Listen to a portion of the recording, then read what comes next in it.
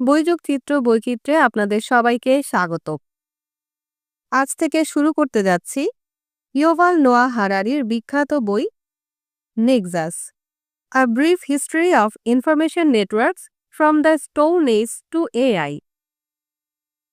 বাংলায় নেক্সাস, পাথর যুগ থেকে কৃত্রিম বুদ্ধিমত্তা, তথ্য যোগাযোগের সংক্ষিপ্ত ইতিহাস।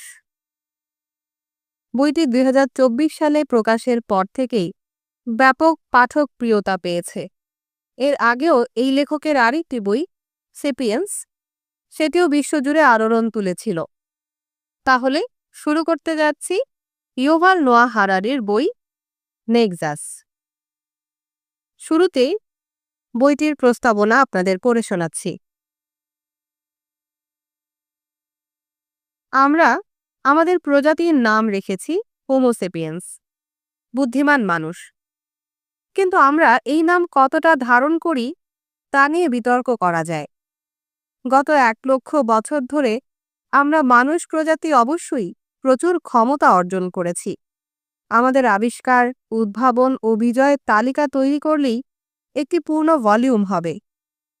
কিন্তু ক্ষমতা মানেই প্রজ্ঞা নয়, এবং লক্ষ বছর ধরে আবিষ্কার, উদ্ভাবন এবং বিজয়ের পর আজ মানবতা নিজেকে এক অস্তিত্ব সংকটের দিকে ঠেলে দিয়েছে। আমাদের নিজেদের ক্ষমতার অপব্যবহারের ফলে আমরা পরিবেশগত বিপর্যয়ের দ্বার প্রান্তে। তদুপরি আমরা এমন নতুন প্রযুক্তি তৈরি করছি, যেমন কৃত্রিম বুদ্ধিমত্তা বা এআই, যেগুলো আমাদের নিয়ন্ত্রণের বাইরে চলে গিয়ে আমাদেরকে দাসত্বে আবদ্ধ করতে বা সম্পূর্ণ ধ্বংস করে দিতে পারে। আর এদিকে আমাদের প্রজাতির এই বৃহৎ সংকটগুলো মোকাবেলার জন্য একত্রিত হওয়ার পরিবর্তে আন্তর্জাতিক উত্তেজনা ক্রমশ বৃদ্ধি পাচ্ছে। বৈশ্বিক সহযোগিতা ক্রমশ কঠিন হয়ে উঠছে। দেশগুলো ধ্বংসাত্মক অস্ত্র মজুত করছে এবং একটি নতুন বিশ্বযুদ্ধও অসম্ভব বলে মনে হচ্ছে না। আমরা যদি সত্যি এত বুদ্ধিমান হই, তবে কেন আমরা এত আত্মবিধ্বংসী? আরও গভীরভাবে দেখতে গেলে আমরা ডিএনএ অণু থেকে শুরু করে দূরবর্তী গ্যালাক্সি পর্যন্ত সবকিছুর ব্যাপারে এত তথ্য সঞ্চয় করেও মনে হয় না যে এই সমস্ত তথ্য আমাদের জীবন সম্পর্কিত বড় প্রশ্নগুলোর উত্তর দিয়েছে। আমরা কে? আমাদের লক্ষ্য কি হওয়া উচিত? ভালো জীবন কি এবং কিভাবে তা যাপন করা উচিত?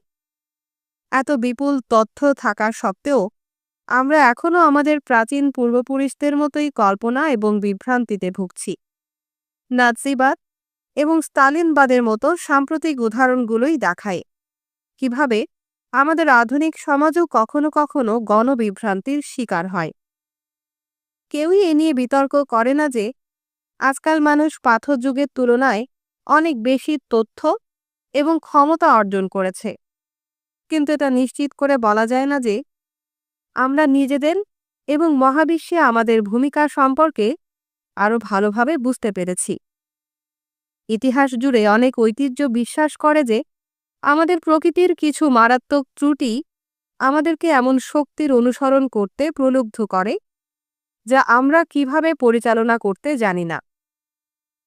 আমরা কেন এত সহজেই তথ্য ও ক্ষমতা অর্জন করতে পারি, কিন্তু জ্ঞানার্জনে ততটা সফল নই?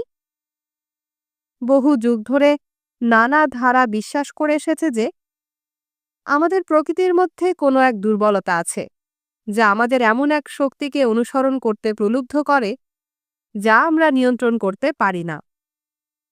গ্রিক পৌরাণিক কাহিনীতে ফেথন নামের এক বালকের কথা বলা হয়েছে। সে উপলব্ধি করে যে সে সূর্য দেবতা হেলিওসের পুত্র। তার দেবত্ব প্রমাণের বাসনা থেকে ফেথন সূর্যের রথ চালানোর বিশেষ অধিকার দাবি করে। হেলিওস সতর্ক করে দেয় যে কোনো মানুষই এই আকাশের ঘোড়াগুলোকে নিয়ন্ত্রণ করতে পারবে না, যা সূর্যের রথকে টেনে নিয়ে যায়। কিন্তু ফেথন তার দাবিতে অটল থাকে। অবশেষে সূর্য দেবতা তাকে অনুমতি দেন। গৌরবের সঙ্গে আকাশে উঠলেও ফেথন রথের নিয়ন্ত্রণ হারায়। সূর্য পথচ্যুত হয়ে সব সবুজ উদ্ভিদ পুড়িয়ে ফেলে, অসংখ্য প্রাণের মৃত্যু ঘটায় এবং পৃথিবীকে ধ্বংসের পথে নিয়ে যায়। জিউস হস্তক্ষেপ করে এবং একটি বজ্র দ্বারা ফ্যাথনকে আঘাত করে। ঔদ্ধত্যপূর্ণ মানুষ ফ্যাথন আকাশ থেকে জ্বলন্ত উল্কাপিণ্ড হয়ে ঝরে পড়ে। দেবতারা আকাশের নিয়ন্ত্রণ পুনরায় ফিরে পান এবং পৃথিবীকে রক্ষা করেন। 2000 বছর পরে যখন শিল্প বিপ্লবের প্রথম পদক্ষেপ নেওয়া হয় এবং যন্ত্রগুলো বহু কাজে মানুষকে প্রতিস্থাপন করতে শুরু করে, তখন ওয়াহান ভোল্ফ গাং ফন গোতে একটি একই রকম সতর্কতামূলক কাহিনী রচনা করেন, যার নাম দ্য সরসারারস অ্যাপ্রেন্টিস। গোতের এই কবিতাটি, যা পরে ডিজনির জনপ্রিয় অ্যানিমেশনে মিকি মাউস চরিত্রে দেখা যায়, এই কবিতাটি একজন বৃদ্ধ জাদুকরের গল্প বলে, যিনি তার এক তরুণ শিক্ষানবিশকে তার কারখানায় রেখে যান এবং কিছু কাজের দায়িত্ব দেন, যেমন নদী থেকে জল নিয়ে আসা। শিক্ষানবিশ কাজটি সহজ করতে চায় এবং জাদুকরের একটি মন্ত্র ব্যবহার করে একটা ঝাড়ুকে বশ করে জল আনার জন্য। কিন্তু ঝাড়ুকে থামানোর মন্ত্র সে জানত না, তাই ঝাড়ু ক্রমাগত জল নিয়ে আসতে থাকে এবং কারখানা প্লাবিত হওয়ার উপক্রম হয়। আতঙ্কে শিক্ষানবিশ কুঠার দিয়ে মন্ত্রপ্রুত ঝাড়ুটিকে কেটে ফেলে, কিন্তু ঝাড়ুটি 2 ভাগে বিভক্ত হয়ে আরও 2টি ঝাড়ুতে পরিণত হয়। এখন 2টি ঝাড়ু কারখানাটিকে প্লাবিত করতে শুরু করে। যখন বৃদ্ধ জাদুকর ফিরে আসেন, তখন শিষ্য কাতর হয়ে তাকে সাহায্যের জন্য অনুরোধ করে। আমি যেসব আত্মাকে ডেকেছি তাদের এখন আমি আর তাড়াতে পারছি না। জাদুকর তৎক্ষণাৎ মায়াজাল ভেঙে বন্যা থামিয়ে দেয়।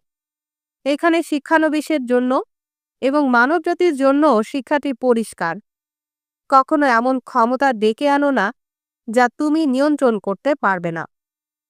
শিষ্যের এবং ফ্যাথনের এই সতর্কতামূলক গল্পগুলো আমাদের একবিংশ শতাব্দীতে কি শেখায়? আমরা মানুষ স্পষ্টতই এই সতর্কতাগুলো মানতে অস্বীকৃতি জানিয়েছি। আমরা ইতোমধ্যেই পৃথিবী জলবায়ুর ভারসাম্য নষ্ট করেছি এবং কোটি কোটি মন্ত্রবলে চালিত ঝাড়ু, ড্রোন, চ্যাটবট এবং অন্যান্য অ্যালগরিদমিক আত্মা ডেকে এনেছি, যেগুলো আমাদের নিয়ন্ত্রণের বাইরে গিয়ে অবাঞ্ছিত পরিণতির বন্যা বইয়ে দিতে পারে। তাহলে আমাদের কি করা উচিত? এই গল্পগুলো কোনো সমাধান দেয় না, কেবল আমাদের অপেক্ষা করতে বলে যেন কোনো দেবতা বা জাদুকর এসে আমাদের রক্ষা করবে। এটি অবশ্যই একটি অত্যন্ত বিপজ্জনক বার্তা। এটি মানুষকে দায়িত্ব থেকে সরে দাঁড়ানোর পরামর্শ দেয় এবং দেবতা ও জাদুকরের ওপর বিশ্বাস রাখতে বলে। এর চেয়েও খারাপ হলো, এই গল্পগুলো বুঝতে ব্যর্থ হয় যে দেবতা ও জাদুকর তারাও মানব সৃষ্টি, ঠিক যেমন রথ, ঝাড়ু এবং অ্যালগরিদম। এই যে অপ্রত্যাশিত পরিণতি সহ শক্তিশালী জিনিস তৈরি করার প্রবণতা, তার শুরু বাষ্প ইঞ্জিন বা কৃত্রিম বুদ্ধিমত্তার আবিষ্কারের সঙ্গে হয়নি, বরং শুরু হয়েছে ধর্মের উদ্ভাবনের সঙ্গে। নবী ও ধর্মতাত্ত্বিকেরা শক্তিশালী সত্তাকে ডেকেছে, যাদের ভালোবাসা ও আনন্দ নিয়ে আসার কথা ছিল, অথচ তারা সময়ে সময়ে পৃথিবীকে রক্তবাণে ভাসিয়ে দিয়েছে। ফ্যাথনের মিথ এবং গোতের কবিতাগুলো কার্যকর পরামর্শ দিতে ব্যর্থ হয়, কারণ মানুষ কিভাবে ক্ষমতা লাভ করে তা তারা বুঝতে পারে না। উভয় গল্পেই দেখা যায় একজন মাত্র মানুষ বিশাল ক্ষমতা অর্জন করে, কিন্তু তারপরে অহংকার এবং লোভ দ্বারা ক্ষতিগ্রস্ত হয়। এই গল্পগুলো যে সরল বিশ্লেষণ তুলে ধরে তা হলো আমাদের ব্যক্তিগত মনোবিজ্ঞান ত্রুটিপূর্ণ হওয়ার কারণেই আমরা ক্ষমতার অপব্যবহার করি। কিন্তু এটি যে গুরুত্বপূর্ণ বিষয়টি ধরতে ব্যর্থ হই তা হলো মানুষের ক্ষমতা কখনোই একজনের একক উদ্যোগের ফল নয়। ক্ষমতা সবসময় অসংখ্য মানুষের সহযোগিতা থেকেই আসে। সুতরাং ব্যক্তিগত মনোবিজ্ঞান আমাদের ক্ষমতার অপব্যবহার ঘটানোর কারণ নয়, বরং তা লোভ, অহংকার ও নিষ্ঠুরতার পাশাপাশি মানব প্রেম, সহানুভূতি, বিনম্রতা এবং আনন্দ অনুভবেও সক্ষম। সত্য যে আমাদের প্রজাতির মধ্যে সবচেয়ে খারাপ ব্যক্তিদের মধ্যে লোভ ও নিষ্ঠুরতা সর্বত্র বিরাজ করে এবং খলনায়কদের ক্ষমতার অপব্যবহার ঘটাতে প্ররোচিত করে। কিন্তু কেন মানব সমাজ তাদের সবচেয়ে খারাপ সদস্যদের কাছে ক্ষমতা অর্পণ করে? উদাহরণস্বরূপ 1933 সালে বেশিরভাগ জার্মানি তো মানসিক ব্যাধিগ্রস্ত ছিল না। তাহলে তারা কেন হিটলারকে ভোট দিয়েছিল? আমাদের এমন ক্ষমতা ডেকে আনার প্রবণতা যা আমরা নিয়ন্ত্রণ করতে পারি না, তা ব্যক্তিগত মনোবিজ্ঞানের ফল নয়, বরং আমাদের প্রজাতির বৃহৎ সংখ্যক মানুষের বিশেষ ধরনের সহযোগিতার ফলে ঘটে। এই বইয়ের প্রধান যুক্তি হল মানবজাতি বিশাল ক্ষমতা অর্জন করে বৃহৎ সহযোগিতার নেটওয়ার্ক তৈরি করে, কিন্তু যেভাবে এই নেটওয়ার্কগুলো তৈরি হয় তা আমাদের সেই ক্ষমতার অসতর্ক ব্যবহারে প্ররোচিত করে। সুতরাং আমাদের সমস্যা আসলে একটা নেটওয়ার্ক সমস্যা। আরও নির্দিষ্টভাবে বলতে গেলে সমস্যাটি তথ্যের। তথ্যই সেই আঠা যা নেটওয়ার্কগুলোকে একত্রে ধরে রাখে। কিন্তু কয়েক হাজার বছর ধরে মানব প্রজাতি এই নেটওয়ার্ক তৈরি করেছে এবং তা ধরে রেখেছে বিভিন্ন কল্পকাহিনী, মিথ্যা বিশ্বাস এবং গণবিভ্রান্তি তৈরি করে এবং ছড়িয়ে দিয়ে। দেবতা, মন্ত্রচালিত ঝাড়ু, কৃত্রিম বুদ্ধিমত্তা এবং আরও অনেক কিছুর বিষয়। যদিও প্রতিটি পৃথক মানুষ সাধারণত নিজেদের এবং পৃথিবীর বিষয়ে সত্য জানতে আগ্রহী থাকে, বৃহৎ নেটওয়ার্কগুলো ঠিকই সদস্যদের বন্ধনে আবদ্ধ করতে এবং শৃঙ্খলা বজায় রাখতে কল্পকাহিনী এবং মিথ্যার ওপর নির্ভর করে। এভাবেই আমরা নাৎজিবাদ এবং স্তালিনবাদের মতো পরিস্থিতিতে পৌঁছে যাই। এইগুলো ছিল অত্যন্ত শক্তিশালী নেটওয়ার্ক, যেগুলো অত্যন্ত ভ্রান্ত ধারণার ওপর ভিত্তি করে তৈরি হয়েছিল।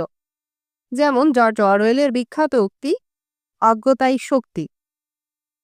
নাৎজি এবং স্তালিনবাদী শাসন ব্যবস্থা নিষ্ঠুর কল্পকাহিনী এবং নির্লজ্জ মিথ্যার ওপর ভিত্তি করে গড়ে উঠেছিল, কিন্তু তা তাদের ঐতিহাসিকভাবে ব্যতিক্রমী করে তোলেনি বা তাদের পতনকে অবধারিত করে তোলেনি। নাৎজিবাদ এবং স্তালিনবাদ ছিল মানবজাতির তৈরি সবচেয়ে শক্তিশালী নেটওয়ার্কগুলোর মধ্যে দুটি। 1941 সালের শেষের দিকে এবং 1942 সালের শুরুতে অক্ষশক্তি দ্বিতীয় বিশ্বযুদ্ধে জয়ের কাছাকাছি পৌঁছে গিয়েছিল। শেষ পর্যন্ত স্তালিনই সেই যুদ্ধে বিজয়ী হয়েছিলেন এবং 1950 ও 1960-এর দশকে তিনি এবং তার উত্তরসূরিরা স্নায়ুযুদ্ধ জয়েরও যথেষ্ট সম্ভাবনা দেখিয়েছিলেন। 1990-এর দশকে উদারতান্ত্রিক গণতন্ত্রের বিজয় হয়েছিল, কিন্তু এখন তা কেবল একটি সাময়িক বিজয় বলে মনে হচ্ছে। একবিংশ শতাব্দীতে কোনো নতুন একনায়কতান্ত্রিক শাসন হিটলার এবং স্তালিন যেখানে ব্যর্থ হয়েছিলেন সেখানে সফল হতে পারে। এমন একটি শক্তিশালী নেটওয়ার্ক তৈরি করে যা ভবিষ্যৎ প্রজন্মকে তাদের মিথ্যা এবং কল্পনার মুখোশ খুলতে বাধা দেবে। আমাদের ধরে নেওয়া উচিত নয় যে এই ভ্রান্ত নেটওয়ার্কগুলোর পতন অনিবার্য। তাদের বিজয় ঠেকাতে হলে আমাদের নিজেদের কঠোর পরিশ্রম করতে হবে। তথ্য সম্পর্কে সরল দৃষ্টিভঙ্গি। ভ্রান্ত নেটওয়ার্কগুলোর শক্তি উপলব্ধি করা কঠিন, কারণ বৃহৎ তথ্য নেটওয়ার্কগুলো কোনটা ভ্রান্ত আর কোনটা না কিভাবে কাজ করে সে সম্পর্কে একটা বড় রকমের ভুল বোঝাবুঝি আছে। এই ভুল বোঝাবুঝি এমন কিছুকে ধরা পড়ে যাকে আমি তথ্য সম্পর্কে সরল দৃষ্টিভঙ্গি বলি, যেমনভাবে ফ্যাথনের মিথ এবং দ্য সরসারার্স অ্যাপ্রেন্টিসের মতো কাহিনীগুলো মানব মনোবিজ্ঞানের প্রতি অত্যধিক হতাশাবাদী দৃষ্টিভঙ্গি প্রদান করে। তথ্যের সরল দৃষ্টিভঙ্গি ঠিক সেভাবেই বৃহৎ মানব নেটওয়ার্কগুলোর প্রতি অত্যধিক আশাবাদী দৃষ্টিভঙ্গি ছড়িয়ে দেয়। সরল দৃষ্টিভঙ্গি যুক্তি দেয় যে মানুষ যে পরিমাণ তথ্য সংগ্রহ এবং প্রক্রিয়াকরণ করতে পারে তার চেয়ে অনেক বেশি তথ্য বড় নেটওয়ার্ক সংগ্রহ করতে পারে এবং তা প্রক্রিয়াকরণ করতে পারে। ফলে তারা ওষুধ, পদার্থবিজ্ঞান, অর্থনীতি এবং আরও অনেক ক্ষেত্রে আরও ভালোভাবে বোঝার সক্ষমতা অর্জন করে। এর ফলে নেটওয়ার্ক শুধু শক্তিশালী নয়, জ্ঞানীয় হয়ে ওঠে। উদাহরণস্বরূপ, রোগ জীবাণু সম্পর্কে তথ্য সংগ্রহ করে ফার্মাসিউটিক্যাল কোম্পানি এবং স্বাস্থ্যসেবা পরিষেবাগুলো অনেক রোগের প্রকৃত কারণ নির্ধারণ করতে পারে, যা তাদের আরও কার্যকর ওষুধ তৈরি করতে এবং ওষুধগুলোর সঠিক ব্যবহার সম্পর্কে আরও বুদ্ধিদীপ্ত সিদ্ধান্ত নিতে সহায়তা করে। এই দৃষ্টিভঙ্গি বলে যে যথেষ্ট পরিমাণ তথ্য সত্যের দিকে নিয়ে যায় এবং সত্যের ফলে ক্ষমতা এবং জ্ঞান দুটোই অর্জিত হয়। অন্যদিকে অজ্ঞতা কোথাও নিয়ে যায় না। যদিও ভ্রান্ত বা প্রতারণামূলক নেটওয়ার্কগুলো মাঝে মাঝে ইতিহাসের সংকটময় মুহূর্তে উদ্ভূত হয়, দীর্ঘমেয়াদে তারাও আরও স্বচ্ছ ও সৎ প্রতিদ্বন্দ্বীদের কাছে পরাজিত হতে বাধ্য। এমন একটি স্বাস্থ্যসেবা পরিষেবা বা রোগজীবাণু সম্পর্কিত তথ্যকে উপেক্ষা করে, বা একটি ফার্মাসিউটিক্যাল জায়ান্ট যা ইচ্ছাকৃতভাবে ভুল তথ্য ছড়িয়ে দেয়, শেষ পর্যন্ত সেই প্রতিযোগিতার সঙ্গে টিকতে পারবে না যারা তথ্যের আরও সৎ এবং বুদ্ধিদীপ্ত ব্যবহার করে। তাই এই সরল দৃষ্টিভঙ্গি থেকে বোঝা যায় যে ভ্রান্ত নেটওয়ার্কগুলো অসঙ্গতিপূর্ণ এবং বড় নেটওয়ার্কগুলো সাধারণত ক্ষমতার সঠিক ব্যবহার করতে সক্ষম বলে বিশ্বাস করা যায়। তথ্য সম্পর্কে সরল দৃষ্টিভঙ্গি। অবশ্যই এই সরল দৃষ্টিভঙ্গি স্বীকার করে যে তথ্য থেকে সত্যে পৌঁছানোর পথে অনেক কিছুই ভুল হতে পারে। তথ্য সংগ্রহ ও বিশ্লেষণের সময় আমরা ভুল করতে পারি। লোভ বা ঘৃণায় প্ররোচিত কপট ব্যক্তিরা গুরুত্বপূর্ণ তথ্য লুকিয়ে রাখতে পারে বা আমাদের বিভ্রান্ত করার চেষ্টা করতে পারে। এর ফলে কখনো কখনো তথ্য সত্যের পরিবর্তে ভুলের দিকে নিয়ে যায়। উদাহরণস্বরূপ অসম্পূর্ণ তথ্য, ত্রুটিপূর্ণ বিশ্লেষণ অথবা মিথ্যা প্রচারাভিযান, এমনকি বিশেষজ্ঞদেরও একটি রোগের প্রকৃত কারণ চিহ্নিত করতে বিভ্রান্ত করতে পারে। তবে এই দৃষ্টিভঙ্গি মনে করে যে তথ্য সংগ্রহ ও প্রক্রিয়াজাতকরণের সময় আমরা যেসব সমস্যার মুখোমুখি হই তার প্রতিষেধক হলো আরও বেশি তথ্য সংগ্রহ ও বিশ্লেষণ করা। যদিও আমরা সম্পূর্ণভাবে ভুল থেকে মুক্ত নই, বেশিরভাগ ক্ষেত্রেই বেশি তথ্য মানে অধিক নির্ভুলতা। একজন চিকিৎসক যদি মহামারীর কারণ চিহ্নিত করতে একজন মাত্র রোগীকে পরীক্ষা করেন, তার চেয়ে হাজারো চিকিৎসক যদি লক্ষ লক্ষ রোগীর তথ্য সংগ্রহ করেন, তাহলে সাফল্যের সম্ভাবনা অনেক বেশি। আর যদি চিকিৎসকরাই ষড়যন্ত্র করে সত্য লুকিয়ে রাখে, তখন চিকিৎসা সংক্রান্ত তথ্য জনসাধারণ ও অনুসন্ধানী সাংবাদিকদের জন্য উন্মুক্ত করে দিলে শেষ পর্যন্ত প্রতারণাটি ফাঁস হয়ে যাবে। এই দৃষ্টিভঙ্গি অনুযায়ী তথ্যের নেটওয়ার্ক যত বড়, সত্যের কাছাকাছি পৌঁছানোর সম্ভাবনাও তত বেশি।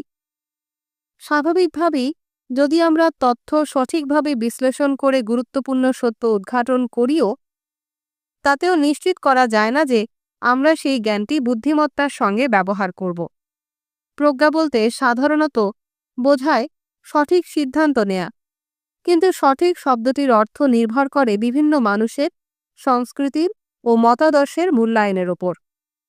বিজ্ঞানীরা যদি একটি নতুন জীবাণু আবিষ্কার করেন, তারা হয়তো মানুষকে রক্ষা করার জন্য একটা ভ্যাকসিন তৈরি করবেন।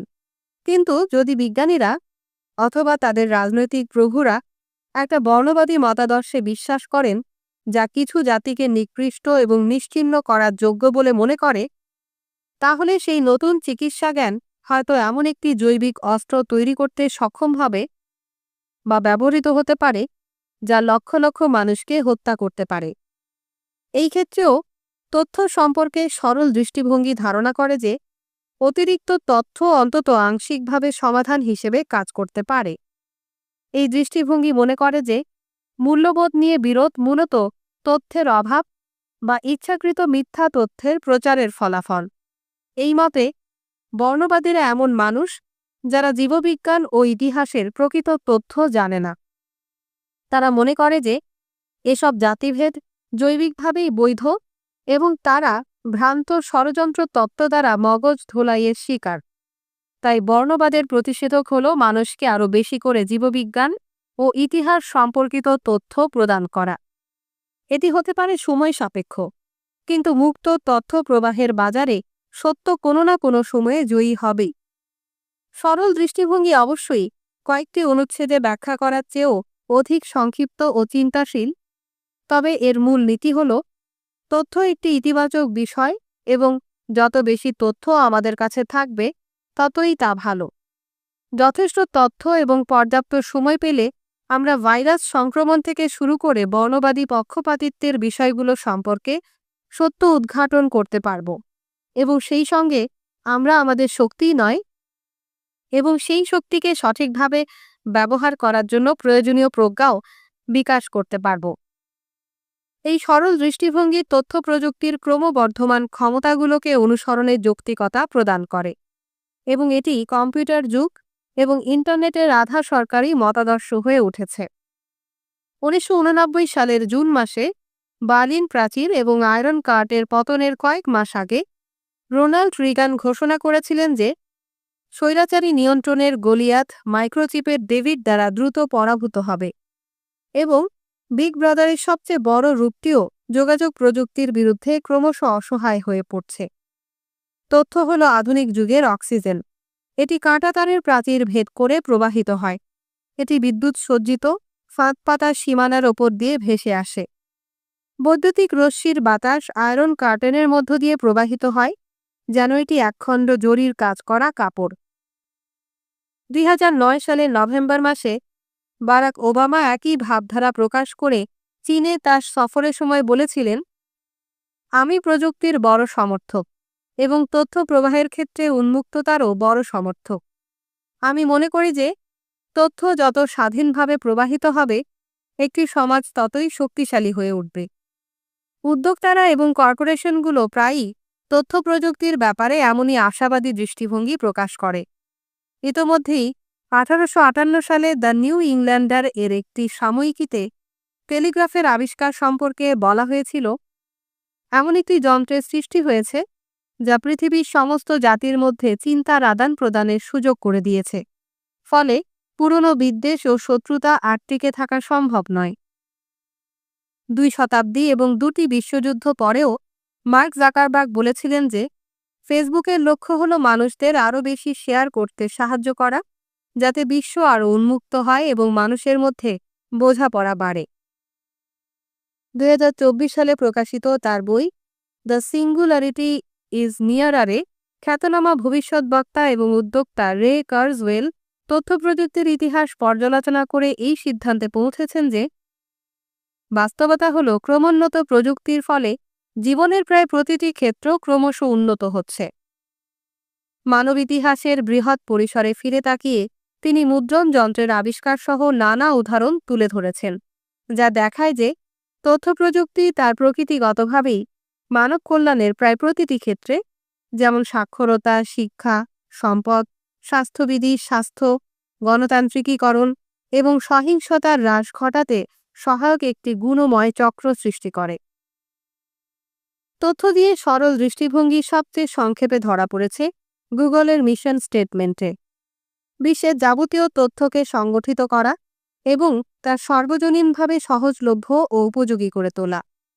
গুগলের মতে গোতের সতর্কতাগুলোর উত্তর হল একজন শিষ্য তার গুরুর গুপ্ত জাদুবিদ্যার বই চুরি করে বিপর্যয় সৃষ্টি করতে পারে, কিন্তু যখন অনেক শিক্ষানবিশকে বিশ্বের সমস্ত তথ্যের অবাধ প্রবাসিতাধিকার দেয়া হয়, তখন তারা শুধু উপকারী মন্ত্রচালিত ঝাড়ুই তৈরি করবে না, বরং সেগুলো সঠিকভাবে ব্যবহার করতেও শিখবে। গুগল বনাম গোতে।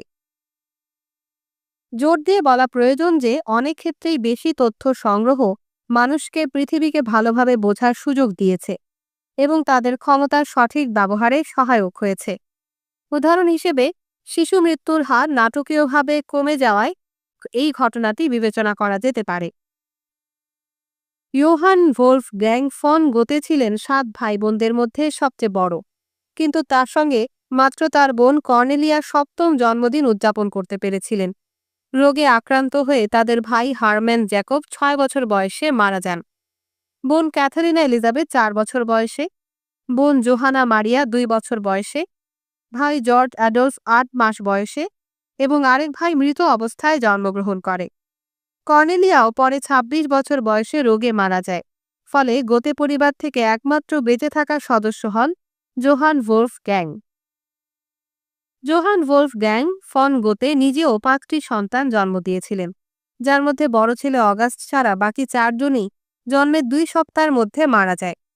সম্ভবত এর কারণ ছিল গোতে এবং তার স্ত্রী ক্রিশ্চিয়ানির রক্তের গ্রুপের অসামঞ্জস্যতা, যা প্রথম সফল গর্ভধারণের পর মায়ের শরীরে ভ্রূণের রক্তের বিরুদ্ধে অ্যান্টিবডি তৈরি করে।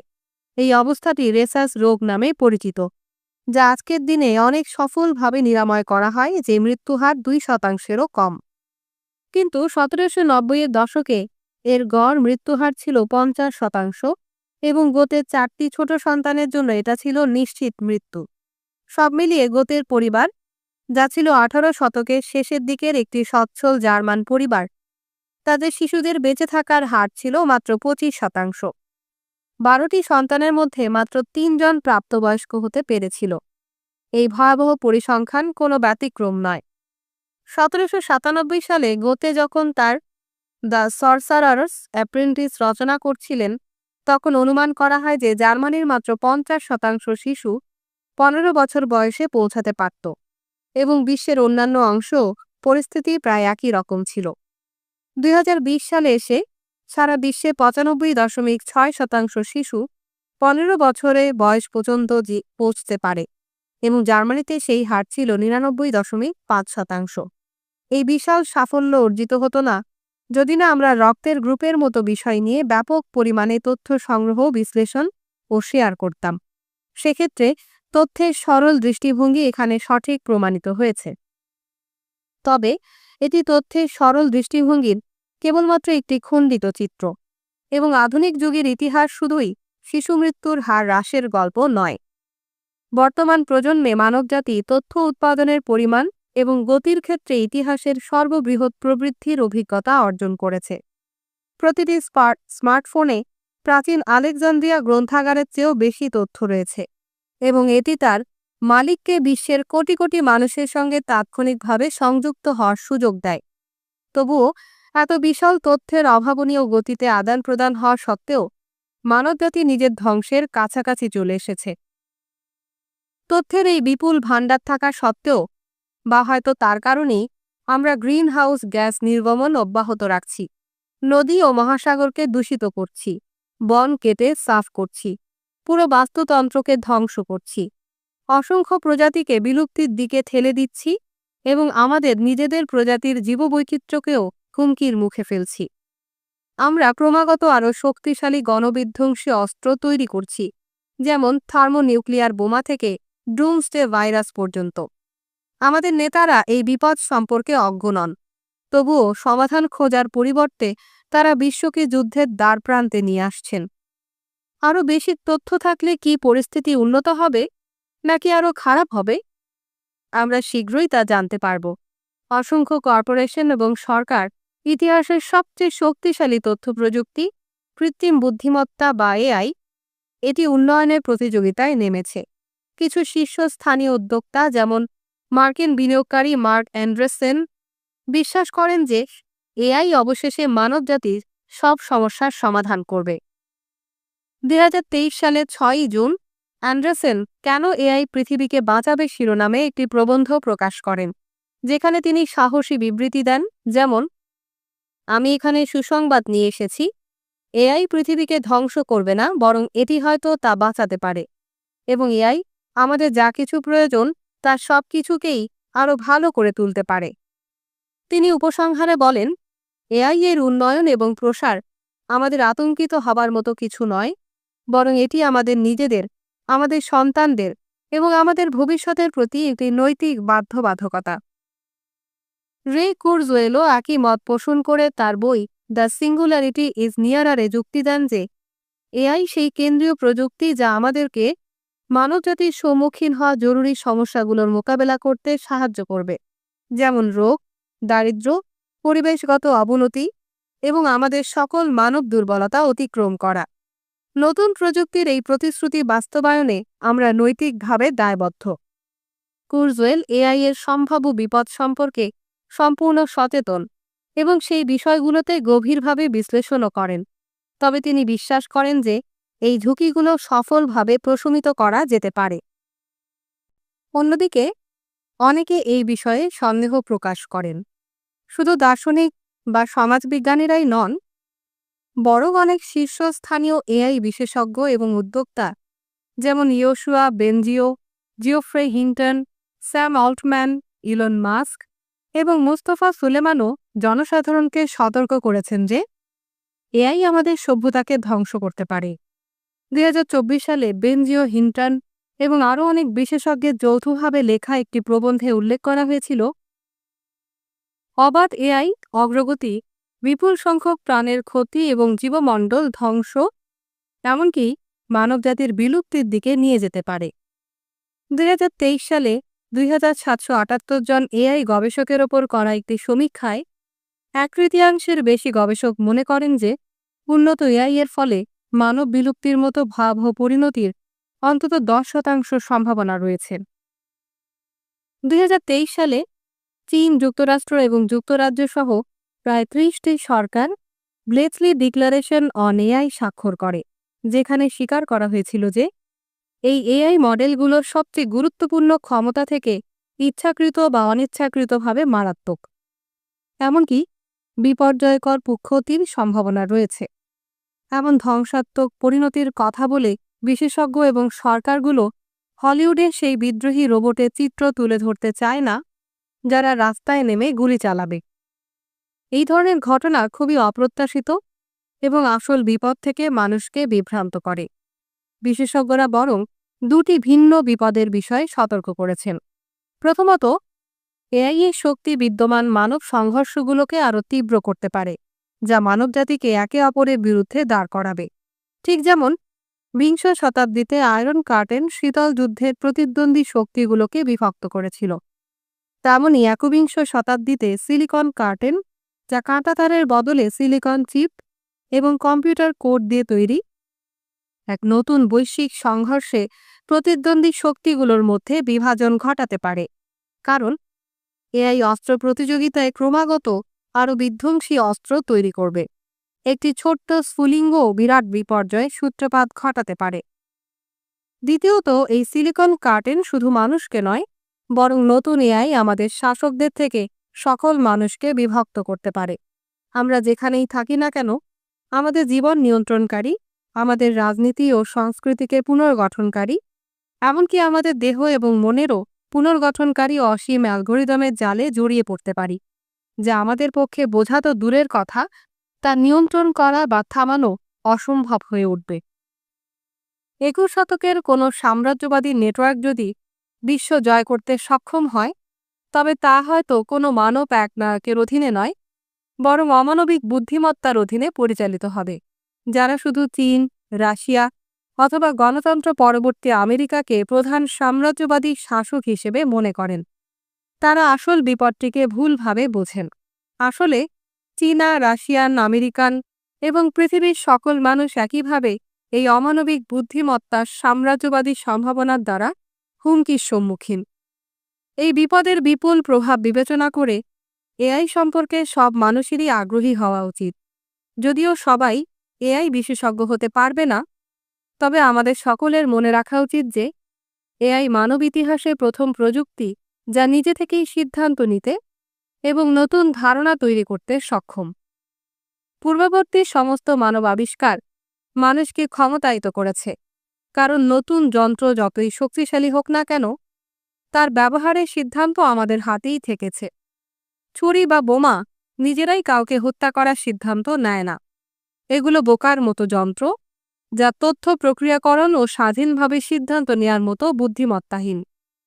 কিন্তু এআই নিজেই তথ্য প্রক্রিয়াকরণ করতে পারে এবং সেই সঙ্গে মানব সিদ্ধান্ত গ্রহণের জায়গা দখল করতে পারে। এআই কোনো যন্ত্র নয়, এটি একজন গুপ্তচর। এআই এর তথ্য প্রক্রিয়াকরণের দক্ষতা তাকে নতুন ধারণা সৃষ্টিতেও সক্ষম করে তোলে, যেমন সঙ্গীত থেকে শুরু করে চিকিৎসা বিজ্ঞানের ক্ষেত্রেও। গ্রামোফোনে আমাদের সঙ্গীত বাজাত, মাইক্রোস্কোপ আমাদের কোষের গোপন রহস্য প্রকাশ করত, কিন্তু গ্রামোফোন কোনো নতুন সিম্ফনি তৈরি করতে পারত না। মাইক্রোস্কোপ কোনো নতুন ওষুধ তৈরি করতে পারত না। তবে এআই ইতোমধ্যেই নিজের শিল্পকর্ম তৈরি করতে এবং বৈজ্ঞানিক আবিষ্কার করতে সক্ষম। আগামী কয়েক দশকের মধ্যে এটি সম্ভবত নতুন জীবন রূপ তৈরি করার ক্ষমতা অর্জন করবে, হয়তো জেনেটিক কোড লিখে অথবা জড় পদার্থকে অ্যানিমেট করার জন্য একটা অজৈব কোড আবিষ্কার করে। বর্তমান সময়েই এআই বিপ্লবের প্রাথমিক স্তরে কম্পিউটারগুলো ইতোমধ্যেই আমাদের সম্পর্কে সিদ্ধান্ত নিচ্ছে। মর্টগেজ অনুমোদন করবে কিনা, আমাদের চাকরিতে নিয়োগ দেবে কিনা, বা আমাদের কারাগারে পাঠাবে কিনা। এই প্রবণতা আরও বৃদ্ধি পাবে এবং দ্রুত গতিতে চলবে। ফলে আমাদের নিজেদের জীবন বোঝা আরও কঠিন হয়ে উঠবে। আমরা কি কম্পিউটার অ্যালগরিদমের ওপর বিশ্বাস করতে পারি যে তারা সঠিক সিদ্ধান্ত নেবে এবং একটি উন্নত বিশ্ব গড়ে তুলবে? এটি তো শুধু একটি জাদু ঝাড়ুর পানি আনা নেয়ার মতো নয়। এটি আমাদের জীবনের চেয়ে অনেক বড় এক বাজি, যেখানে শুধু মানুষের জীবনই নয়, এআই সমগ্র জীবের বিবর্তনের গতিপথও পরিবর্তন করতে পারে। তথ্য সশস্ত্রীকরণ। ২০১৬ সালে আমি হোমো ডিউস প্রকাশ করেছিলাম। বইটিতে নতুন তথ্য প্রযুক্তির কারণে মানবতার সামনে উপস্থিত কিছু বিপদের কথা তুলে ধরা হয়েছিল। সেই বইয়ে যুক্তি দেওয়া হয়েছিল যে ইতিহাসের প্রকৃত নায়ক বরাবরই ছিল তথ্য, হোমো সেপিয়েন্স নয়। শুধু ইতিহাস নয়, বিজ্ঞানীরা ক্রমশই জীববিজ্ঞান, রাজনীতি এবং অর্থনীতিকেও তথ্য প্রবাহের মাধ্যমে ব্যাখ্যা করতে শুরু করেছেন। জীব, রাষ্ট্র এবং বাজার সবই এক একটি তথ্যের নেটওয়ার্ক, যা পরিবেশ থেকে তথ্য সংগ্রহ করে, সিদ্ধান্ত নেয় এবং পুনরায় ছড়িয়ে দেয়। সেই বইটিতে সতর্ক করেছিলাম, আমরা আশা করি উন্নত তথ্য প্রযুক্তি আমাদের সুস্বাস্থ্য, সুখ এবং শক্তি এনে দেবে, তবে বাস্তবে এটি আমাদের থেকে ক্ষমতা কেড়ে নিতে পারে এবং আমাদের শারীরিক ও মানসিক স্বাস্থ্য উভয়ই ধ্বংস করতে পারে। হোমো ডিউস ধারণা দিয়েছিল যে মানুষ যদি সতর্ক না থাকে, তবে আমরা হয়তো তথ্য প্রবাহের স্রোতে একটি মাটির দলার মতো বিলীন হয়ে যাব এবং বৃহত্তর পরিসরে মানবজাতি কেবলমাত্র মহাবিশ্বের তথ্য প্রবাহে এক ক্ষণস্থায়ী ঢেউ হিসেবেই রয়ে যাবে। হোমো ডিউস প্রকাশের পরের বছরগুলোতে পরিবর্তনের গতি আরও বৃদ্ধি পেয়েছে এবং ক্ষমতা সত্যিই মানুষের কাছ থেকে অ্যালগরিদমের হাতে চলে যাচ্ছে। ২০১৬ সালে যা বৈজ্ঞানিক কল্পকাহিনী বলে মনে হয়েছিল, যেমন অ্যালগরিদমের মাধ্যমে শিল্প সৃষ্টি, মানুষের ছদ্মবেশ ধারণ, আমাদের জীবনের গুরুত্বপূর্ণ সিদ্ধান্ত নেয়া এবং আমাদের নিজেদের চেয়ে বেশি আমাদের সম্পর্কে জেনে ফেলা, ২০২৪ সালে এসে সেগুলো নিতান্তই দৈনন্দিন বাস্তবতা। ২০১৬ সালের পর থেকে আরও অনেক কিছুই পরিবর্তিত হয়েছে। পরিবেশগত সংকট তীব্রতর হয়েছে, আন্তর্জাতিক উত্তেজনা বেড়েছে এবং একটি লোকরঞ্জন তরঙ্গ সবচেয়ে শক্তিশালী গণতন্ত্রের সংহতিকেও দুর্বল করেছে। জনপ্রিয়তা তথাকথিত তথ্যের সরল দৃষ্টিভঙ্গির সামনে এক চরম বাধা সৃষ্টি করেছে। ডোনাল্ড ট্রাম্প এবং জাইর বোলসোনারোর মতো লোকরঞ্জনবাদী নেতা, কিউঅ্যানন এবং ভ্যাকসিন বিরোধীদের মতো ষড়যন্ত্র তত্ত্ব এবং আন্দোলনগুলো দাবি করেছে যে তথাকথিত প্রথাগত প্রতিষ্ঠানগুলো যারা তথ্য সংগ্রহ করে এবং সত্য উদ্ঘাটনের দাবি করে, তারা আসলে শুধু মিথ্যা কথা বলে।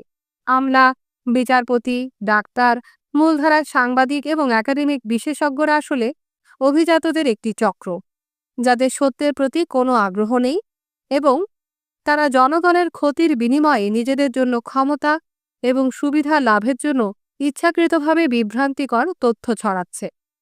ট্রাম্পের মতো রাজনীতিবিদদের উত্থান এবং কিউঅ্যাননের মতো আন্দোলনের একটি নির্দিষ্ট রাজনৈতিক প্রেক্ষাপট আছে, যা ২০১০-এর শেষের দিকে মার্কিন যুক্তরাষ্ট্রের বিশেষ পরিস্থিতির সঙ্গে যুক্ত। তবে লোকরঞ্জনবাদ একটি প্রতিষ্ঠান বিরোধী দৃষ্টিভঙ্গি যা ট্রাম্পের পূর্বেও বিদ্যমান ছিল এবং এটি বিভিন্ন ঐতিহাসিক প্রেক্ষাপটে প্রাসঙ্গিক। সংক্ষেপে, লোকরঞ্জনবাদ তথ্যকে একটি অস্ত্র হিসেবে বিবেচনা করে। চূড়ান্তরূপে লোকরঞ্জনবাদ ধারণা করে যে কোনো ধরনের বিষয়গত সত্য বলে আসলে কিছু নেই এবং প্রত্যেকেই তাদের নিজস্ব সত্য ধারণ করে, যা তারা তাদের প্রতিদ্বন্দ্বীদের পরাস্ত করার জন্য ব্যবহার করে। এই দৃষ্টিভঙ্গি অনুযায়ী ক্ষমতাই একমাত্র বাস্তবতা। সমস্ত সামাজিক মিথস্ক্রিয়া হল ক্ষমতার সংগ্রাম, কারণ মানুষের একমাত্র আগ্রহ ক্ষমতায়। সত্য বা ন্যায় বিচারের মতো কিছুতে আগ্রহ দেখানোটা একটা কৌশল মাত্র, যা ক্ষমতা অর্জনের জন্য ব্যবহার করা হয়। যেখানে এবং যখন লোকরঞ্জনবাদ তথ্যকে অস্ত্র হিসেবে ছড়িয়ে দেওয়ার ক্ষেত্রে সফল হয়, সেখানে ভাষার ভিত্তিও দুর্বল হয়ে পড়ে। তথ্যের মতো বিশেষ্য এবং যথাযথ বা সত্যনিষ্ঠের মতো বিশেষণগুলো ধোঁয়াশাচ্ছন্ন হয়ে ওঠে। এমন শব্দগুলোকে আরেকটি সাধারণ বিষয়গত বাস্তবতার দিকে ইঙ্গিত করে বলে ধরা হয় না, বরং তথ্য বা সত্য নিয়ে যে কোনো আলোচনা অন্তত কিছু লোকের মধ্যে এই প্রশ্ন তোলে, আপনি কাদের তথ্য এবং কোন সত্যের কথা বলছেন? এটা জোর দিয়ে বলা উচিত যে এই ক্ষমতা কেন্দ্রিক এবং গভীরভাবে সন্দেহপ্রবণ দৃষ্টিভঙ্গি নতুন নয়, এবং এটি ভ্যাকসিন বিরোধী, সমতল পৃথিবী সমর্থক, বোলসোনারো বা ট্রাম্প সমর্থকদের দ্বারা উদ্ভাবিত হয়নি। এই ধরনের দৃষ্টিভঙ্গি 2016 সালের অনেক আগেই প্রচারিত হয়েছে, এমনকি মানবজাতির কিছু উজ্জ্বল মনের দ্বারা। উদাহরণস্বরূপ, বিংশ শতাব্দীর শেষ ভাগে মিশেল ফুকো এবং এডওয়ার্ড সাইদের মতো বামপন্থী বুদ্ধিজীবীরা দাবি করেন যে ক্লিনিক এবং বিশ্ববিদ্যালয়গুলোর মতো বৈজ্ঞানিক প্রতিষ্ঠানগুলো চিরন্তন এবং বিষয়গত সত্য অনুসরণ করছে না, বরং তারা ক্ষমতার মাধ্যমে নির্ধারণ করছে কোন বিষয়গুলোকে সত্য হিসেবে গণ্য করা হবে, যা মূলত পুঁজিবাদী ও ঔপনিবেশিক অভিজাতদের স্বার্থ রক্ষার্থে ব্যবহৃত হচ্ছে। এই প্রগতিশীল সমালোচনাগুলো কখনো কখনো এমন দূর পর্যন্ত গিয়েছে যে বৈজ্ঞানিক সত্য আসলে পুঁজিবাদী বা ঔপনিবেশিক আলোচনা ছাড়া আর কিছু নয়, এবং ক্ষমতায় থাকা ব্যক্তিরা কখনো সত্যের প্রতি প্রকৃত আগ্রহী হতে পারেন না এবং কখনো নিজেদের ভুল স্বীকার করতে বা সংশোধন করতে সক্ষম বলে বিশ্বাস করা যায় না। বামপন্থী চরমপন্থার এই বিশেষ ধারা কার্ল মার্কসের কাছে পৌঁছায়, যিনি 19 শতকের মাঝামাঝি সময়ে যুক্তি দিয়েছিলেন যে ক্ষমতাই একমাত্র বাস্তবতা, তথ্য হলো একটি অস্ত্র, এবং যে সমস্ত অভিজাত সত্য ও ন্যায় বিচারের সেবা করার দাবি করে তারা আসলে সংকীর্ণ শ্রেণীর স্বার্থসিদ্ধির জন্য কাজ করছে। 1848 সালের কমিউনিস্ট ম্যানিফেস্টোর ভাষায়, যতকাল ধরে সমাজের ইতিহাস বিদ্যমান তার ইতিহাস শ্রেণী সংগ্রামেরই ইতিহাস। স্বাধীন ও দাস, সম্ভ্রান্ত ও সাধারণ, প্রভু ও ভূমিদাস, কারিগর নেতা ও শিক্ষানবিশ, এক কথায় শোষক ও শোষিত একে অপরের বিরুদ্ধে একটি নিরবচ্ছিন্ন সংগ্রামে লিপ্ত ছিল, কখনো গোপনে কখনো প্রকাশ্যে। ইতিহাসের এই দ্বৈত ব্যাখ্যা বোঝায় যে প্রতিটি মানব মিথস্ক্রিয়া হল শোষক ও শোষিতের মধ্যে এক ধরনের ক্ষমতার লড়াই। সুতরাং যখন কেউ কিছু বলে তখন কি বলা হচ্ছে, এটা কি সত্য? এর পরিবর্তে প্রশ্ন করা উচিত, কে বলছে, এটি কার সুবিধার্থে বলা হচ্ছে? স্বাভাবিকভাবেই ডানপন্থী লোকরঞ্জনবাদী নেতারা যেমন ট্রাম্প ও বলসোনারো সম্ভবত ফুকো বা মার্কস পড়েননি এবং নিজেদেরকে প্রচণ্ডভাবে মার্কসবাদী বিরোধী হিসেবে উপস্থাপন করেন। কর ও কল্যাণনীতি সম্পর্কিত প্রস্তাবিত নীতিগুলোতেও তারা মার্কসবাদীদের থেকে অনেকটাই আলাদা, কিন্তু সমাজ ও তথ্যের প্রতি তাদের মৌলিক দৃষ্টিভঙ্গি আশ্চর্যজনকভাবে মার্কসবাদী, যা সমস্ত মানব মিথস্ক্রিয়াকে শোষক ও শোষিতের মধ্যে এক ধরনের ক্ষমতার লড়াই হিসেবে দেখে। উদাহরণস্বরূপ 2017 সালে তার উদ্বোধনী ভাষণে ট্রাম্প ঘোষণা করেছিলেন, আমাদের জাতীয় রাজধানীতে একটি ছোট দল সরকার থেকে সুবিধা নিয়েছে, আর জনগণ সেই খরচ বহন করেছে। এই ধরনের বক্তব্য লোকরঞ্জনবাদের সাধারণ রূপ, যা রাষ্ট্রবিজ্ঞানী কাস মুডে একটি মতবাদ হিসেবে বর্ণনা করেছেন, যা সমাজকে চূড়ান্তভাবে দুটি সমজাতীয় ও বিরোধী গোষ্ঠীতে বিভক্ত করে, বিশুদ্ধ জনগণ বনাম দুর্নীতিগ্রস্ত অভিজাত। যেমন মার্কসবাদীরা দাবি করেছিলেন যে গণমাধ্যম পুঁজিবাদী শ্রেণীর মুখপাত্র হিসেবে কাজ করে এবং বিশ্ববিদ্যালয়ের মতো বৈজ্ঞানিক প্রতিষ্ঠানগুলো পুঁজিবাদী নিয়ন্ত্রণ বজায় রাখার জন্য ভুল তথ্য ছড়ায়। এইভাবে লোকরঞ্জনবাদীরা এই একই প্রতিষ্ঠানগুলোকে দুর্নীতিগ্রস্ত অভিজাতদের স্বার্থে কাজ করার এবং জনগণের স্বার্থের বিরুদ্ধে কাজ করার অভিযোগ তোলে।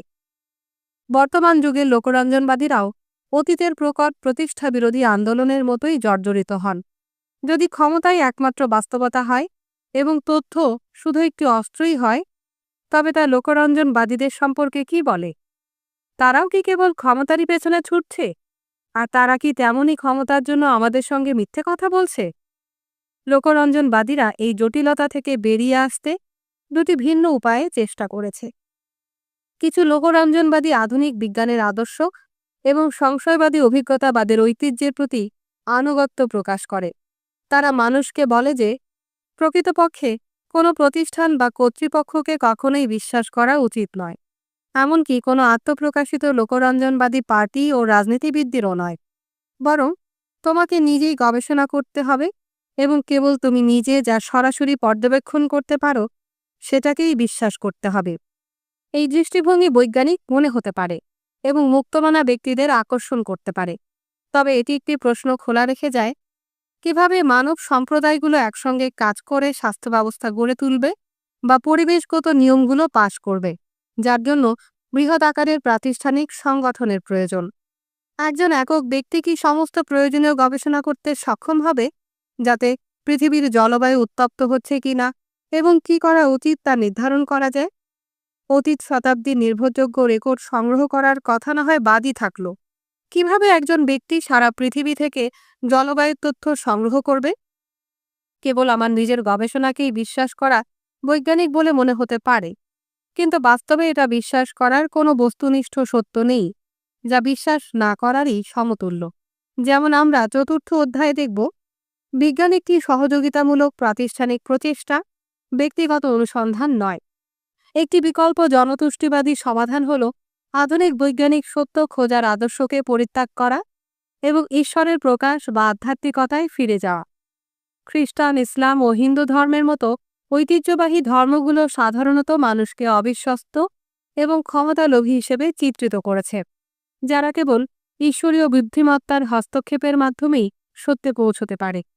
2010-এর দশক এবং 2020-এর প্রথম দিকের লোকরঞ্জনবাদী পার্টিগুলো ব্রাজিল থেকে তুরস্ক পর্যন্ত এবং যুক্তরাষ্ট্র থেকে ভারত পর্যন্ত এই ধরনের ঐতিহ্যবাহী ধর্মগুলোর সঙ্গে নিজেদের যুক্ত করেছে। তারা আধুনিক প্রতিষ্ঠানগুলো সম্পর্কে চরম সন্দেহ প্রকাশ করেছে, যখন প্রাচীন ধর্মগ্রন্থগুলোর উপর সম্পূর্ণ বিশ্বাস প্রকাশ করেছে। লোকরঞ্জনবাদীরা দাবি করে যে আপনি নিউ ইয়র্ক টাইমস বা সায়েন্সে যা পড়ছেন তা কেবল একটি অভিজাত শ্রেণীর ক্ষমতা দখলের কৌশল, কিন্তু বাইবেল, কোরআন বা বেদে যা লেখা আছে তা হলো একেবারে চিরন্তন সত্য। এই ধারণার একটি ভিন্ন রূপ মানুষকে আহ্বান জানায় ট্রাম্প এবং বলসোনারোর মতো ক্যারিশমাটিক নেতাদের উপর আস্থা রাখতে, যাদের সমর্থকরা তাদের ঈশ্বরের বার্তাবাহক হিসেবে চিত্রিত করে। যেখানে সাধারণ রাজনীতিবিদরা নিজেদের ক্ষমতা লাভের জন্য জনগণের কাছে মিথ্যা বলে, সেখানে ক্যারিশমাটিক নেতা হল জনগণের নির্ভুল মুখপাত্র, যিনি সকল মিথ্যার মুখোশ খুলে দেন। লোকরঞ্জনবাদের এক প্রধান বৈপরীত্য হল এটা আমাদেরকে প্রথমে সতর্ক করে দেয় যে সমস্ত অভিজাত মানুষ বিপজ্জনক ক্ষমতা লিপ্সার দ্বারা চালিত হয়, কিন্তু প্রায়ই শেষ পর্যন্ত সমস্ত ক্ষমতা একক উচ্চাকাঙ্ক্ষী ব্যক্তির হাতে তুলে দেয়। পঞ্চম অধ্যায়ে আমরা লোকরঞ্জনবাদ নিয়ে গভীরভাবে আলোচনা করব, কিন্তু এই মুহূর্তে উল্লেখ করা গুরুত্বপূর্ণ যে যখন মানবতা পরিবেশগত বিপর্যয়, বৈশ্বিক যুদ্ধ এবং নিয়ন্ত্রণহীন প্রযুক্তির অস্তিত্বমুখী চ্যালেঞ্জের মুখোমুখি হচ্ছে, তখন লোকরঞ্জনবাদীরা বড় আকারের প্রতিষ্ঠান এবং আন্তর্জাতিক সহযোগিতার ওপর বিশ্বাস ভেঙে দিচ্ছে। জটিল মানব প্রতিষ্ঠানগুলোর ওপর বিশ্বাস রাখার পরিবর্তে লোকরঞ্জনবাদীরা আমাদেরকে ফাইথন মিথ ও দ্য সরসারার্স অ্যাপ্রেন্টিসের মতো একই পরামর্শ দেয়। ঈশ্বরের উপর বা মহান জাদুকরের উপর বিশ্বাস রাখো, যিনি এসে সবকিছু ঠিক করে দেবেন।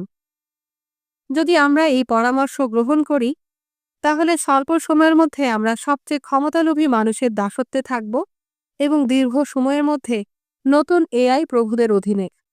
অথবা আমরা হয়তো কোথাও থাকব না, কারণ পৃথিবী তখন মানব জীবনের জন্য বসবাসের অযোগ্য হয়ে যাবে। যদি আমরা ক্যারিশমেটিক নেতা বা দুর্বোধ্য কৃত্রিম বুদ্ধিমত্তার হাতে ক্ষমতা তুলে দেয় এড়াতে চাই, তবে আমাদের প্রথমে আরও ভালোভাবে বোঝা দরকার যে তথ্য কি, এটি কিভাবে মানব নেটওয়ার্ক তৈরি করতে সহায়তা করে এবং এটি সত্য ও ক্ষমতার সঙ্গে কিভাবে সম্পর্কিত।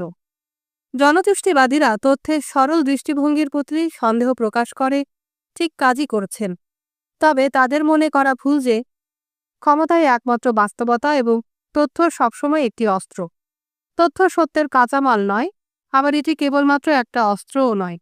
এই দুটি চরম অবস্থানের মধ্যেও মানুষের তথ্য নেটওয়ার্ক এবং ক্ষমতাকে বিচক্ষণতার সঙ্গে পরিচালনা করার ক্ষমতা নিয়ে একটি আরও সূক্ষ্ম ও আশাবাদী দৃষ্টিভঙ্গির জন্য পর্যাপ্ত জায়গা রয়েছে। এই বইটি সেই মধ্যম পথকে অন্বেষণ করার জন্য উৎসর্গিত। ভবিষ্যতের পথ। এই বইয়ের প্রথম অংশে মানব তথ্য নেটওয়ার্কগুলোর ঐতিহাসিক বিকাশ পর্যালোচনা করা হয়েছে। এই বইটি শতাব্দীর পর শতাব্দীর তথ্য প্রযুক্তির মতো বিষয়গুলো, যেমন লিপি, ছাপাখানা এবং রেডিও, এগুলোর একটি বিস্তৃত বিবরণ দেওয়ার চেষ্টা করেনি, বরং কয়েকটি উদাহরণ বিশ্লেষণ করে এটি এমন গুরুত্বপূর্ণ সমস্যাগুলো অনুসন্ধান করেছে যা বিভিন্ন যুগে মানুষকে তাদের তথ্য নেটওয়ার্ক নির্মাণের সময় মোকাবেলা করতে হয়েছিল, এবং পরীক্ষা করে কিভাবে এই সমস্যাগুলোর বিভিন্ন সমাধান বিভিন্ন মানব সমাজকে ভিন্নভাবে গড়ে তুলেছিল। আমরা সাধারণত যাকে আদর্শগত ও রাজনৈতিক সংঘাত বলে মনে করি, তা প্রায়ই বিপরীত ধরনের তথ্য নেটওয়ার্কগুলোর মধ্যে সংঘর্ষ হিসেবে প্রকাশ পায়। প্রথমাংশ শুরু হয় বৃহৎ আকারের মানব তথ্য নেটওয়ার্কের জন্য প্রয়োজনীয় দুটি নীতি পরীক্ষা করে, মিথোলজি ও আমলাতন্ত্র। অধ্যায় 2 এবং 3 বিশ্লেষণ করে প্রাচীন রাজ্য থেকে বর্তমানকালের রাষ্ট্র পর্যন্ত বৃহৎ আকারের তথ্য নেটওয়ার্ক কিভাবে পুরাণ রচয়িতা এবং আমলাদের ওপর নির্ভর করেছে। উদাহরণস্বরূপ, বাইবেলের গল্পগুলো খ্রিস্টান গির্জার জন্য অপরিহার্য ছিল, কিন্তু যদি গির্জার আমলারা এই গল্পগুলো সংরক্ষণ, সম্পাদনা এবং প্রচার না করতেন, তবে বাইবেল থাকত না। প্রতিটি মানব নেটওয়ার্কের জন্য একটা জটিল দ্বন্দ্ব হলো যে মিথ রচয়িতা ও আমলারা প্রায়ই ভিন্ন পথে চলার চেষ্টা করেন। প্রতিষ্ঠান এবং সমাজ প্রায়ই তাদের মিথ রচয়িতা ও আমলাদের পরস্পর বিরোধী প্রয়োজনের মধ্যে যে ভারসাম্য তারা খুঁজে পায়, তার দ্বারা সংজ্ঞায়িত হয়। খ্রিস্টান গির্জা নিজেই বিভক্ত হয়ে প্রতিদ্বন্দ্বী গির্জায় রূপ নিয়েছিল, যেমন ক্যাথলিক এবং প্রোটেস্ট্যান্ট গির্জা, যারা মিথ এবং আমলাতন্ত্রের মধ্যে ভিন্ন ভিন্ন ভারসাম্য তৈরি করেছিল। চতুর্থ অধ্যায়টি ভুল তথ্য এবং আত্মশোধন ব্যবস্থার সুবিধা ও অসুবিধা নিয়ে আলোচনা করে, যেমন স্বাধীন আদালত বা সমালোচনামূলক জার্নাল। এখানে তুলনা করা হয়েছে সেই প্রতিষ্ঠানগুলোর মধ্যে যারা দুর্বল আত্মশোধন ব্যবস্থার উপর নির্ভর করে, যেমন ক্যাথলিক গির্জা, এবং যেসব প্রতিষ্ঠান শক্তিশালী আত্মশোধন ব্যবস্থা গড়ে তুলেছে, যেমন বৈজ্ঞানিক শাখা। দুর্বল আত্মশোধন ব্যবস্থা প্রায়ই ইতিহাসের বড় বিপর্যয় ঘটায়, যেমন প্রাচীন ইউরোপের ডাইনি শিকার। আবার শক্তিশালী আত্মশোধন ব্যবস্থা মাঝে মাঝে প্রতিষ্ঠানকে ভিতর থেকে দুর্বল করে দেয়। দীর্ঘস্থায়ী ক্ষমতা বিস্তার ও প্রভাবের বিচারে ক্যাথলিক গির্জা মানব ইতিহাসের অন্যতম সফল প্রতিষ্ঠান হয়েছে, হয়তো এর আত্মশোধন ব্যবস্থার তুলনামূলক দুর্বলতার জন্যই। প্রথম অংশটি পুরাণ এবং আমলাতন্ত্রের ভূমিকা ও আত্মশোধন ব্যবস্থার ওপর আলোচনা শেষ করার পর পঞ্চম অধ্যায়ে আরেকটি বৈপরীত্য তুলে ধরা হয়েছে, বিতরণমূলক এবং কেন্দ্রীভূত তথ্য নেটওয়ার্কের মধ্যে। গণতান্ত্রিক ব্যবস্থায় তথ্য বিভিন্ন উৎস থেকে স্বাধীনভাবে ছড়ায়, যেখানে একনায়কতান্ত্রিক ব্যবস্থায় তথ্যকে এক জায়গায় কেন্দ্রীভূত করার চেষ্টা করা হয়। উভয় ব্যবস্থারই নিজস্ব সুবিধা এবং অসুবিধা আছে। তথ্য প্রবাহের দিক থেকে মার্কিন যুক্তরাষ্ট্র এবং সোভিয়েত ইউনিয়নের রাজনৈতিক ব্যবস্থাগুলোকে বিশ্লেষণ করলে তাদের ভিন্ন পথ চলা সম্পর্কে অনেক কিছু জানা যায়। এক বইয়ের ঐতিহাসিক অংশটি বর্তমানের ঘটনা এবং ভবিষ্যতের সম্ভাবনা বুঝতে অত্যন্ত গুরুত্বপূর্ণ। সম্ভবত এআই এর উত্থানই ইতিহাসের সবচেয়ে বড় তথ্য বিপ্লব, কিন্তু আমরা তা পুরোপুরি বুঝতে পারব না যদি এর পূর্বসূরিদের সঙ্গে তুলনা না করি। ইতিহাস আসলে অতীতের নয়, পরিবর্তনের অধ্যয়ন। ইতিহাস আমাদের শেখায় কি অপরিবর্তিত থাকে, কি পরিবর্তিত হয় এবং সেই পরিবর্তনগুলো কিভাবে ঘটে। এই শিক্ষা তথ্য বিপ্লবের ক্ষেত্রেও প্রযোজ্য, যেমন এটি অন্য যে কোনো ধরনের ঐতিহাসিক পরিবর্তনের ক্ষেত্রে প্রযোজ্য। যেমন অপ্রতিরোধ্য বলে দাবি করা বাইবেল কিভাবে গৃহীত হয়েছিল তা বোঝা আমাদেরকে এআই এর ভুলহীনতার বর্তমান দাবি সম্পর্কে মূল্যবান অন্তর্দৃষ্টি দেয়। একইভাবে প্রাচীন ইউরোপের ডাইনি শিকার এবং স্তালিনের সমবায় কৃষি প্রকল্পের ইতিহাস থেকে আমরা কঠোর সতর্কতা পাই, যা আমাদের এআইকে একবিংশ শতাব্দীর সমাজে আরও বড় নিয়ন্ত্রণ দেওয়ার সম্ভাব্য বিপদের দিকে ইঙ্গিত করে। এআই সম্পর্কিত নতুন বিষয়গুলো বোঝার জন্য গভীর ঐতিহাসিক জ্ঞান অত্যন্ত গুরুত্বপূর্ণ। প্রাচীন মুদ্রণ যন্ত্র বা রেডিও থেকে কিভাবে এটি মৌলিকভাবে আলাদা এবং এআই এর শাসন ব্যবস্থা অতীতের যে কোনো কিছুর থেকে কতটা ভিন্ন হতে পারে, এই বইটি কোনোভাবেই দাবি করছে না যে অতীত অধ্যয়ন করে আমরা ভবিষ্যৎ নির্দিষ্টভাবে বলে দিতে পারব। বরাবর বলা হয়েছে, ইতিহাস কোনো পূর্ব নির্ধারিত ঘটনা নয় এবং আমাদের সিদ্ধান্তগুলোই ভবিষ্যৎকে গড়ে তুলবে। এই বই লেখার মূল উদ্দেশ্যই হল এই তথ্যভিত্তিক সিদ্ধান্তের মাধ্যমে সবচেয়ে খারাপ ফলাফলগুলো এড়ানো সম্ভব। যদি ভবিষ্যৎ পরিবর্তন করা না যায়, তবে কেনই বা সেই বিষয়ে আলোচনা করে সময় নষ্ট করব? প্রথম অংশের ঐতিহাসিক পর্যালোচনার ওপর ভিত্তি করে দ্বিতীয় অংশ অজৈব নেটওয়ার্ক এআই এর উত্থানের রাজনৈতিক প্রভাব নিয়ে আলোচনা করা হয়েছে। ষষ্ঠ থেকে অষ্টম অধ্যায়গুলো সারা বিশ্বের সাম্প্রদায়িক উদাহরণ, যেমন 2016-17 সালে মিয়ানমারে জাতিগত সহিংসতায় সামাজিক যোগাযোগ মাধ্যমের অ্যালগোরিদমের ভূমিকা ব্যাখ্যা করে যে কিভাবে এআই পূর্বের তথ্য প্রযুক্তিগুলোর থেকে ভিন্ন। উদাহরণগুলোর বেশিরভাগই 2010-এর দশক থেকে নেওয়া হয়েছে, কারণ সেই ঘটনাগুলোর ওপর আমাদের কিছুটা ঐতিহাসিক দৃষ্টিভঙ্গি অর্জন হয়েছে। পর্ব 2 দাবি করে যে আমরা একটা সম্পূর্ণ নতুন ধরনের তথ্য নেটওয়ার্ক সৃষ্টি করছি, এর প্রভাবগুলো পর্যালোচনা না করেই। এটি জৈব থেকে অজৈব তথ্য নেটওয়ার্কের স্থানান্তরের ওপর গুরুত্ব দেয়। রোমান সাম্রাজ্য, ক্যাথলিক গির্জা এবং ইউএসএসআর সকলেই তথ্য প্রক্রিয়াকরণ এবং সিদ্ধান্ত গ্রহণের জন্য কার্বন ভিত্তিক মস্তিষ্কের ওপর নির্ভর করেছিল। নতুন তথ্য নেটওয়ার্কে আধিপত্য বিস্তারকারী সিলিকন ভিত্তিক কম্পিউটারগুলো পুরোপুরি ভিন্নভাবে কাজ করে। ভালো বা খারাপ, সিলিকন চিপগুলো অনেক সীমাবদ্ধতা থেকে মুক্ত, যা জৈব রসায়ন কার্বন নিউরনের ওপর আরোপ করে। সিলিকন চিপগুলো এমন গুপ্তচর তৈরি করতে পারে যা কখনো ঘুমায় না, এমন আর্থিক উপদেষ্টা তৈরি করতে পারে যা কখনো ভুলে যায় না, এবং এমন শাসক তৈরি করতে পারে যা কখনো মরে না। এই পরিবর্তন সমাজ, অর্থনীতি এবং রাজনীতিতে কিভাবে প্রভাব ফেলবে? বইটির তৃতীয় এবং শেষ অংশ, কম্পিউটার রাজনীতি, বিভিন্ন ধরনের সমাজ কিভাবে অজৈব তথ্য নেটওয়ার্কের হুমকি ও প্রতিশ্রুতির মোকাবেলা করতে পারে তা আলোচনা করে। কার্বন ভিত্তিক জীববিজ্ঞানীরা কিভাবে নতুন তথ্য নেটওয়ার্ককে বোঝার এবং নিয়ন্ত্রণ করার সুযোগ পাবে? পূর্বে উল্লেখ করা হয়েছে, ইতিহাস পূর্ব নির্ধারিত নয় এবং অন্তত আরও কিছু বছর আমরা হোমো সেপিয়েন্স আমাদের ভবিষ্যৎকে গড়ার ক্ষমতা রাখি।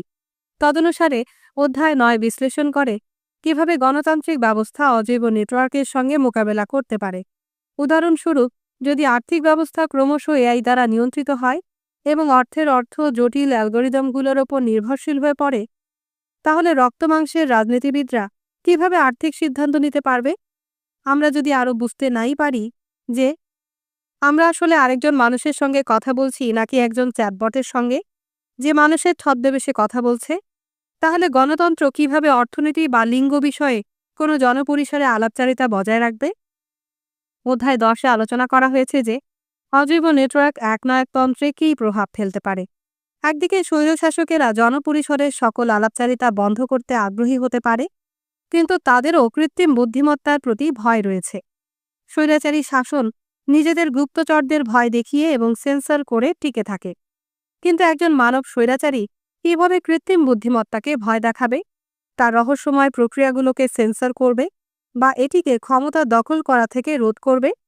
অবশেষে অধ্যায় 11-তে বিশ্লেষণ করা হয়েছে কিভাবে নতুন তথ্য নেটওয়ার্ক বৈশ্বিক স্তরে গণতান্ত্রিক এবং স্বৈরশাসক সমাজের মধ্যে ক্ষমতার ভারসাম্যকে প্রভাবিত করতে পারে। কৃত্রিম বুদ্ধিমত্তা কি নির্ধারিতভাবে একটি শিবিরের পক্ষে ভারসাম্যকে ঝুঁকিয়ে দেবে? পৃথিবী কি শত্রুভাবাপন্ন শিবিরে বিভক্ত হবে, যার প্রতিদ্বন্দ্বিতা আমাদের সকলকে নিয়ন্ত্রণহীন কৃত্রিম বুদ্ধিমত্তার সহজ শিকার বানিয়ে ফেলবে? নাকি আমরা আমাদের সাধারণ স্বার্থ রক্ষার জন্য ঐক্যবদ্ধ হতে পারব? কিন্তু তথ্য নেটওয়ার্কের অতীত, বর্তমান এবং সম্ভাব্য ভবিষ্যৎগুলো অন্বেষণের আগে আমাদের একটা সহজ প্রশ্ন দিয়ে শুরু করতে হবে। তথ্য আসলে কী?